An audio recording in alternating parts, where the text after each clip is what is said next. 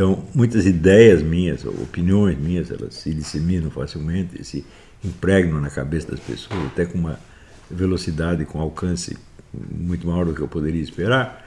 Mas o principal, que é, vamos dizer, os fundamentos da vida intelectual e a formação das pessoas para a vida intelectual, isso não pegou ainda. Não pegou mesmo. Né? Eu vou lhes dar um exemplo. Eu me lembro de ter citado aqui uma frase do Max Weber que dizia: ninguém pode jamais se tornar um cientista social se não tiver um conhecimento histórico comparativo das várias civilizações, será suficiente. Isso é uma coisa básica, porque sem isto você não tem senso das proporções. Você dá importância a picuinhas, tá certo? Você olha uma formiguinha, fica espantadíssimo, e tem um elefante à sua frente, você não percebe, tá certo? Então, nós não nascemos com o senso das proporções, nós nascemos com a capacidade de desenvolvê-lo, mas não nascemos com ele, nós temos que treiná-lo, vamos dizer, pela observação, comparação dos fatos e pela experiência adquirida. Então, é evidente que esse conhecimento histórico comparativo, ele se refere sobretudo ao conhecimento, à história das culturas respectivas, não necessariamente a história político-militar, que também está inclusa, tá certo? E também eu me lembro de ter explicado várias vezes que o começo de qualquer estudo é a formação da sua bibliografia. Ou seja, antes de você começar a estudar qualquer assunto, começar a investigar ou pesquisar, as pessoas adoram pesquisar hoje, né? Pesquisar fontes primárias, etc, etc. Pois, fonte primária virou outro fetiche, é que nem argumento ad hominem. Eu me arrependo de ter falado de fontes primárias, porque agora todo mundo está fontes primárias, né? O nego descobriu um bilhetinho do namorado do Napoleão Bonaparte, fonte primária, né? Então, antes de você começar a investigar essas coisas, você precisa ter ideia do campo onde você vai se meter. E o campo é dado pela bibliografia existente, isto é, pela história do desenvolvimento das várias investigações e questões, ou a história dos vários status questiones que tem ali. Certo? Isso aí só se adquire com investigação bibliográfica prévia, ou seja, antes de você começar a ler esse livro ou aquele outro, você arrumar um bom guia bibliográfico, um bom dicionário bibliográfico, tá certo, do assunto, e você ter uma ideia, por assim dizer, quantitativa do assunto em que você vai se meter. Por exemplo, quero estudar sociologia. Falo, muito bem, então você começa por formar a bibliografia sociológica. E dentro dessa bibliografia você vai ter que aprender, tá certo, não só pela prática, mas pelo ensino recebido dos próprios livros. Você vai ter que aprender a distinguir quais são as obras, os momentos fundamentais do desenvolvimento dessa ciência e quais foram, vamos dizer, os efeitos secundários. É como distinguir, por exemplo, os mestres e os discípulos, quem descobriu alguma coisa, tá certo? E quem copiou e se aproveitou daquilo, etc, etc. Você vai ter que fazer a topografia. Quer dizer, a bibliografia extensiva é o primeiro passo, a topografia é a segunda. Não é isso? Então, por exemplo, eu quero estudar sociologia, eu li aqui Vilfredo Pareto e Emir Sader.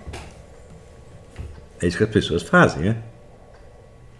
Ou Vilfredo Pareto e Rodrigo Cocó. É isso que estão fazendo, meu Deus do céu. Então, isso quer dizer que a vida intelectual das pessoas é totalmente disforme. É uma coleção de monstruosidades, tá certo? De deformidades, de coisa feia, de estupidez, de falta de visão, tá certo? E se não adotar essa disciplina que eu estou ensinando, vai ser sempre assim. Não tem jeito, não tem como saltar esta etapa. Uma das sugestões que eu dei é, por exemplo, para a formação da sua consciência literária, que é evidentemente um elemento fundamental da consciência histórica, né? Que você começasse por ler a história da literatura ocidental do Otto Maria Carpo e marcar ali todos os escritores e os livros que você ia ter que ler pelo resto da sua vida. Eu fiz isso quando eu tinha 18, 19 anos. E eu estou lendo esses livros até hoje. Eu estou completando a minha cultura literária até hoje com o que eu marquei ali. Que dava aproximadamente, eu acho que, sei lá, uns 2.000 autores, uma coisa assim. Para você ter ideia do que é uma cultura literária, eu sugiro que você dê uma olhada numa coleção de livros publicados no Brasil, acho que pela Zé Olímpio, nos anos 60, mas em qualquer biblioteca você encontra, que chama Mar de Histórias, organizada pelo Paulo Roney e Aurélio Buarque de Holanda, que são antologias de contos do mundo inteiro. Né? Então, por essa antologia, você consegue imaginar qual é a amplitude de informação literária dos dois autores da antologia. E se você pegasse, por exemplo, o Otto Maria Carpo, eu duvido que houvesse ali algum conto de algum autor que ele desconhecesse. Ou outros críticos literários da época, como Augusto Maier, Álvaro Lins. Então, esta era a amplitude da cultura literária normal na época, anos 60, até anos 60, 70. Então, o sujeito que se metia no ofício literário, ele tinha amplitude de cultura literária para saber onde estava. E sem esta amplitude, você não tem o senso do tamanho, do valor respectivo das várias coisas. Tá certo? Você vai aí, como, sei lá, estou estudando aqui Bach e Pixinguinha, né? Ou Bach e Teixeirinha. Né? É assim o negócio. Né? Então, esta deformidade, isso aí é endêmico no Brasil. Isto sempre foi assim, fora do círculo literário especializado. Quer dizer que o número de pessoas, círculo de pessoas cultas no Brasil, com quem se podia ter uma discussão séria, sempre foi pequeno, muito pequeno e isolado do resto da sociedade. Mas ele existia, hoje não existe mais. Nós, neste curso, nós temos que refazê-lo. Vocês têm que compor essa comunidade de novo. Né? Não há outras fontes. Isso não vai sair das universidades, não vai sair das igrejas, não vai sair dos clubes, dos partidos políticos. É só nós que estamos trabalhando nisso. Né? É só nós que percebemos o problema e só nós estamos nos dedicando a fazer isso. Se não refizer isso, o resto é tudo perda de tempo. Inclusive, assim, vamos eleger o Bolsonaro. Inclusive, a intervenção militar. Inclusive, o que mais você queira. Né? Porque se a vida da sua mente está disforme, não é possível que o resto esteja bonitinho. Né? Eu digo, se o sujeito é burro e louco, o que você espera que ele faça de bom? Né? Não vai sair nada. Então vamos primeiro curar a doença mental dele e dar um pouco de inteligência para o bicho. É isso que eu estou tentando fazer. Né? Agora, de tudo o que eu vejo, eu não comecei a dar palpite, sobretudo na política nacional, antes de eu ter feito uma série de trabalhos sobre assuntos muito mais importantes. Né? Eu fiz o livro sobre a teoria do império, Jardim das Aflições. Né? Eu fiz o livro sobre Aristóteles, que vocês me desculpem, mas sem dúvida um marco na história dos estudos aristotélicos, segundo os estudiosos. É algo que realmente abriu um horizonte totalmente novo nos estudos aristotélicos, indo muito além dos meus antecessores, como Chaim Perelman e outros. Né? Eu tinha já realizado estudos sobre o Mário Ferreira dos Santos, que propiciou, vamos dizer, a retomada, a redescoberta desse grande filósofo. Eu tinha desenvolvido uma série de trabalhos de ordem teorética, como a questão das 12 camadas da personalidade, a questão do trauma de emergência da razão, a questão da própria definição da psique, ou seja, um monte de trabalhos teóricos que não são nada se joga fora, tá certo? Tanto não são que você vê, olha, esses dias, próximos dias, vem aí o professor Wolfgang Schmidt para discutir o quê? Né? Para discutir a política do Lula? Para discutir a eleição do Bolsonaro? Não, para discutir essas coisas. Né? Agora, é evidente que quando isso chega no ouvido da mídia, né, já dizia o Mário Vargas Llosa que a mídia é uma máquina na qual entra um homem e sai um hambúrguer. Né? Então, eles transformaram no hambúrguer e criaram o Olavo à sua imagem e semelhança, que é o guru da direita. Digo, ora, em primeiro lugar, se eu fosse o guru da direita, a direita não estaria tão ruim como está. Segundo, eu não posso ser guru de organizações com as quais eu não tenho nenhum contato. Né? Terceiro, tem um elemento que as pessoas esquecem, elas julgam as coisas assim pela aparência e nem lembram do contexto. Tudo que eu escrevi sobre política nacional, tudo, 100%, eu escrevi no exercício da minha função profissional de jornalista. não estava escrevendo aquilo que eu gostava de escrever. Né? Eu era um jornalista, eu tinha uma coluna no jornal, tive no Jornal do Brasil, tive no Globo, tive na Zero Hora, depois tive no Diário do Comércio. E, evidentemente, eu tenho que abordar os assuntos que são do interesse da pauta jornalística. Né? Eu não posso ficar toda hora escrevendo artigos sobre Kant, sobre, né, as formas platônicas, sobre a teoria da abstração e Aristóteles. Não posso fazer isso. Então tem que escrever algo que seja do interesse da distinta redação. E por isso mesmo escrevi um monte de coisa sobre política nacional. Né? Só por isso.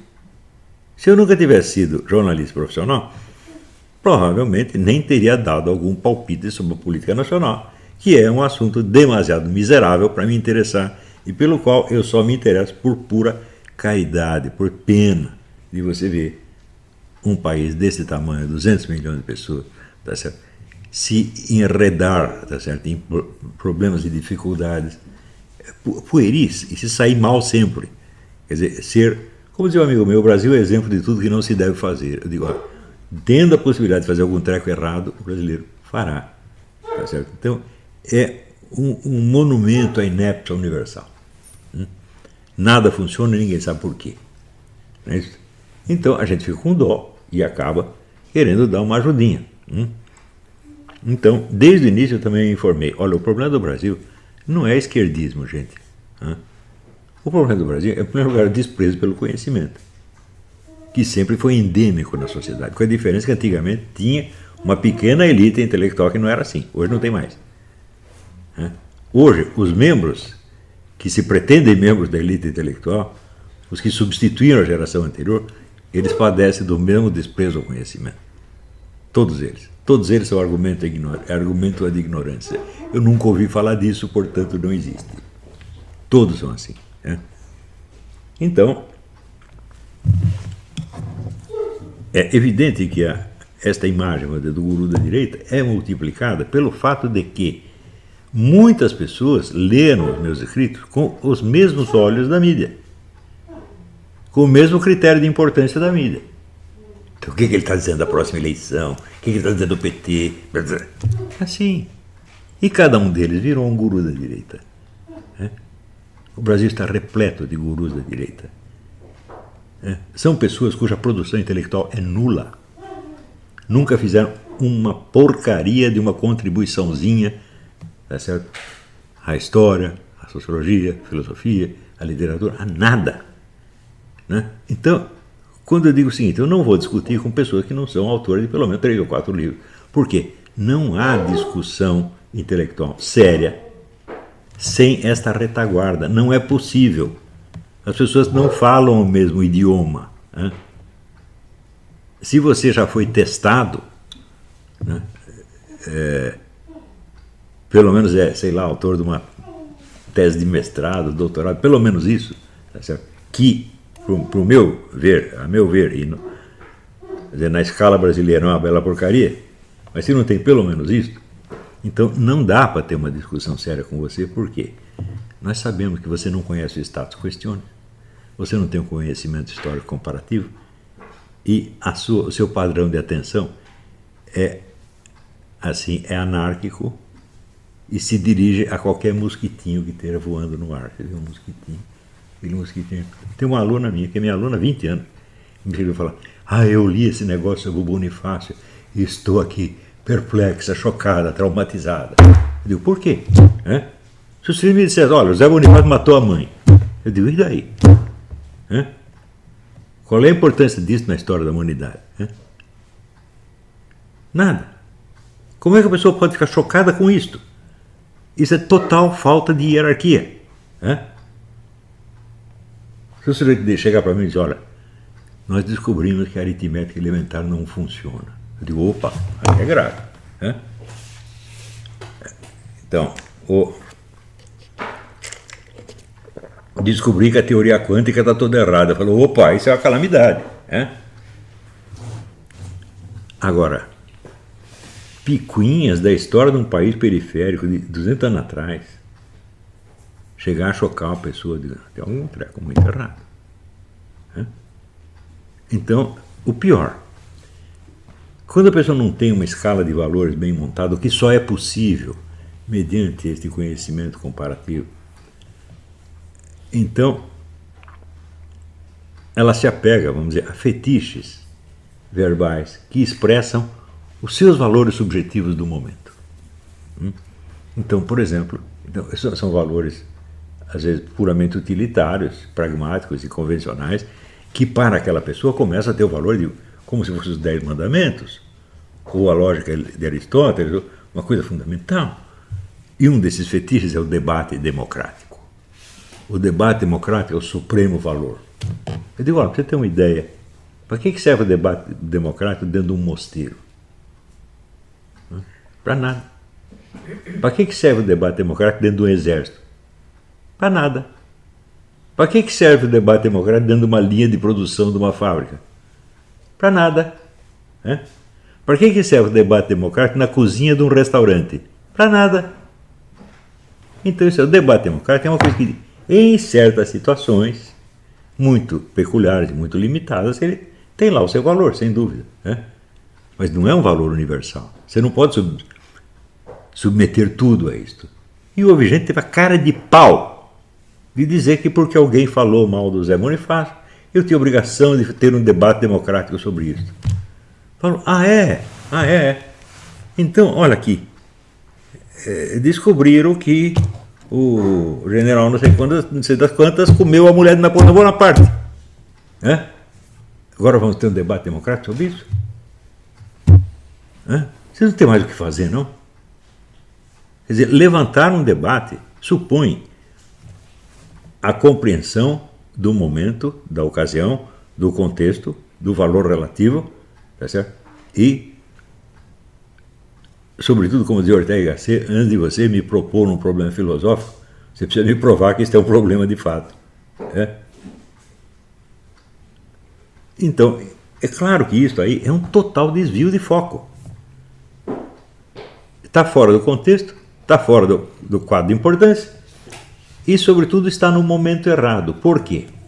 O Mauro Ventura fez um filme, Zé Bonifácio, por inspiração minha, no fim das contas, porque eu insistia sobre o problema da identidade nacional. Eu defino a identidade nacional é a memória coletiva dos feitos realizados em comum, dos grandes feitos realizados em comum. É isso? E essa memória não existe no Brasil. Aqui nos Estados Unidos existe. Por exemplo, o que você fala. Mas se você procurar no YouTube, né, filmes sobre a Guerra Civil, eles não acabam mais. Todo mundo viu esses filmes. Quando você entra numa biblioteca, o assunto que mais tem em qualquer livraria americana é história americana. E dentro da história americana, especialmente a Guerra Civil. Então, quer dizer, o pessoal sabe o que é isso. As novas gerações sabem menos, mas pelo menos a anterior, que está hoje com 20 e poucos anos, já ainda sabia alguma coisa. Então, eles estão informados disso. Eles sabem quem foram os grandes personagens. Se você perguntar assim, olha, qual foi o problema que houve entre o Thomas Jefferson e o John Adams? Todos eles sabem. Por que eles brigaram? Todo mundo sabe. Qual era o problema que estava em questão ali quando apareceu a disputa entre o Norte e o Sul? Eles sabem. Claro que tem opiniões diferentes, mas eles têm o mesmo contexto. Então isso quer dizer que uma cultura da história nacional é essencial para que haja uma identidade nacional. Se não existe essa memória dos feitos em comum, não há identidade nacional alguma. E quando você fala Brasil, está falando apenas uma palavra, uma bolha de sabão verbal, não significa nada. Você ser brasileiro, nada significa. Nada, nada, nada, nada, é um vazio total. Então, eu falei, bom, essa identidade nacional já houve em outras épocas. No tempo do Getúlio Vargas, eu acho que foi a apoteose do Getúlio Vargas e do Juscelino Kubitschek, foi a apoteose da identidade nacional. Claro que eles aproveitavam isso para os seus próprios fins políticos, nem sempre muito nobres, mas que eles fomentaram, reforçaram o senso de identidade nacional, é uma coisa que não se pode negar. E que isto deu a esses momentos históricos um brilho peculiar, também não se pode negar. E ninguém pode negar, vamos dizer, que os anos 30 com Getúlio, que depois o período do JK, algo de especial estava acontecendo. Isso não quer dizer que você é adepto deles. Né? Eu jamais teria votado no Juscelino, tá certo? Nem muito menos no Getúlio Vargas, quando ele foi se candidato. Nunca, tá certo? Mas, assim como não votaria no Joseph Stalin, né? Tá certo? Mas ninguém vai dizer assim, que o período do governo do Stalin na Rússia foi um governo medíocre. Não, não foi. Meu filho. O homem construiu a União Soviética, meu Deus do céu. Pegou um país falido, transformou numa potência militar que assusta até hoje. Então, teve um brilho. Você pode dizer, tem um brilho macabro, mas teve um brilho. Tá certo? Então, adquirindo então o senso, vamos dizer, das proporções e dos valores, tem um monte de coisa que você não vai fazer. Instintivamente você não faz. Então é mais ou menos como um jogo de xadrez. Não é isso? O jogo de xadrez a cada momento tem vários milhares de jogadas que você pode fazer, mas um jogador experiente ele afasta 2.000 e tantos automaticamente e sobram 4 ou 5 que ele examina. É isso que você vai aprender a fazer. Né?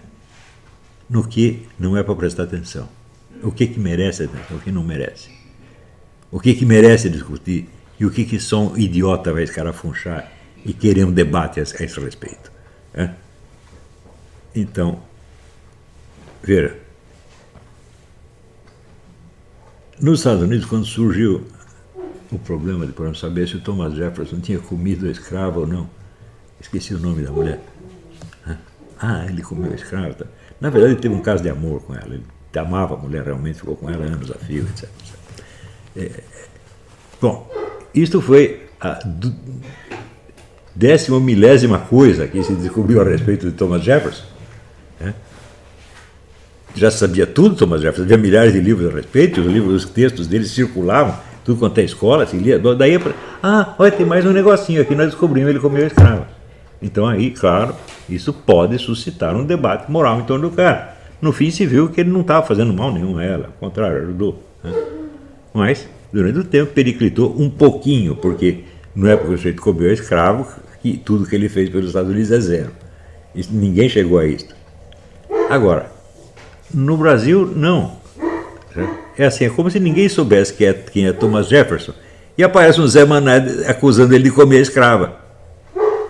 Pois foi isso que fizeram com o Bonifácio.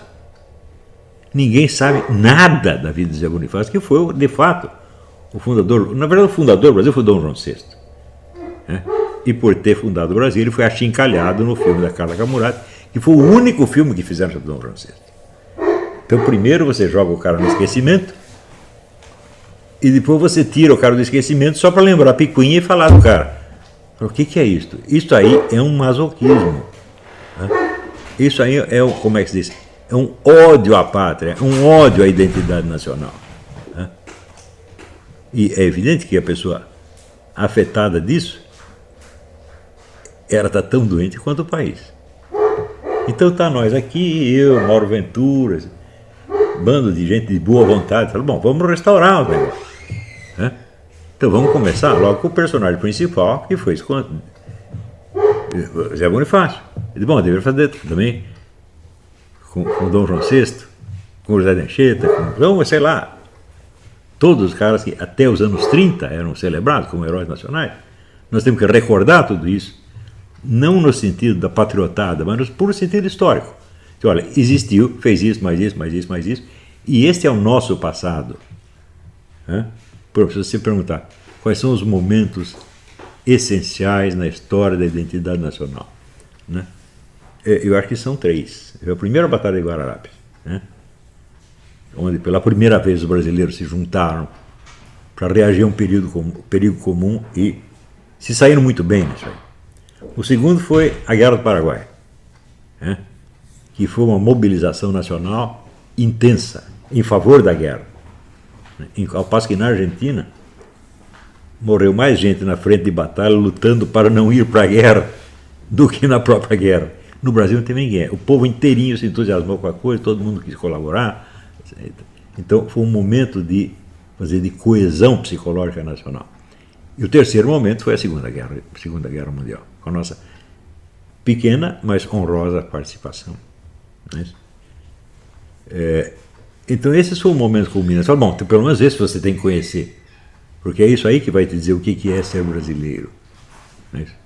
Mas se você não tem isso, então os episódios da história do seu país, você vai julgar de acordo com o interesse momentâneo, subjetivo que você teve por isso ou por aquilo. É? E tem gente querendo até orientar a direita com base nisso.